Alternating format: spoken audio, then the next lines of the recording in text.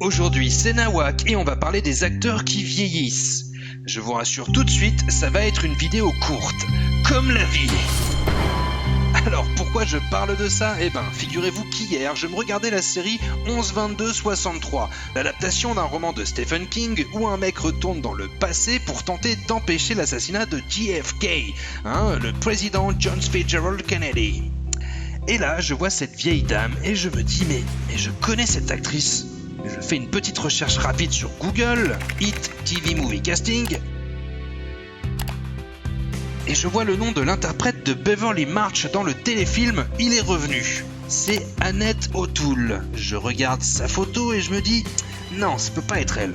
Puis je clique sur le lien pour voir sa filmographie et ben si, c'est bien elle. Et là je me dis mais c'est pas possible. La vache, qu'est-ce qu'elle a vieilli, c'est incroyable. De quand il date ce putain de film avec ce putain de clown démoniaque qui a traumatisé toute une génération ?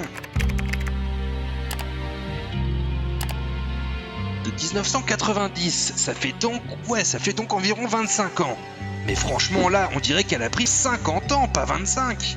Ah putain, le bad quand même. Rien de pire que de voir les acteurs qui vieillissent pour se rappeler que nous aussi, putain, on vieillit. Alors là, à ce stade, j'étais en train de me dire, mais quelle triste condition que la condition humaine. La conscience de la mort, blablabla. Gros bad métaphysique, vous voyez le genre. Et puis en regardant toutes ces photos d'elle sur Google, je me dis, mais c'est quand même bizarre. Sur une partie des photos, elle paraît jeune, ou relativement jeune, la quarantaine maxi. Et sur l'autre, elle paraît vieille. C'est comme si elle avait vieilli d'un coup, bam, du jour au lendemain, les cheveux blancs, la peau ridée, etc. Et c'est là que ça me frappe.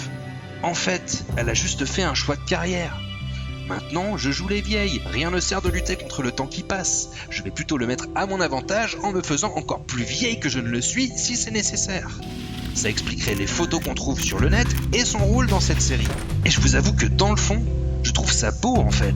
Plus classe que tous ces acteurs qui mènent une lutte désespérée et perdue d'avance contre le temps, à coups de chirurgie esthétique qui, une fois sur deux, les défigurent et figent leur visage comme dans un masque de cire.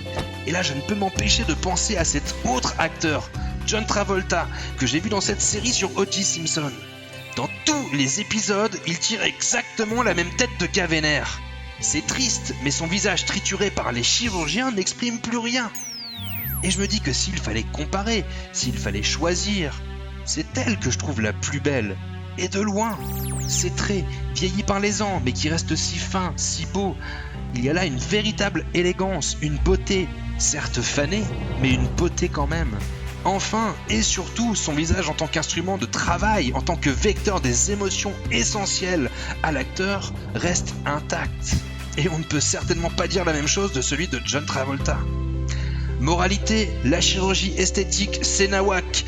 Vive les acteurs qui acceptent de vieillir et f*** les gueules en plastique. Ciao ciao, à la prochaine.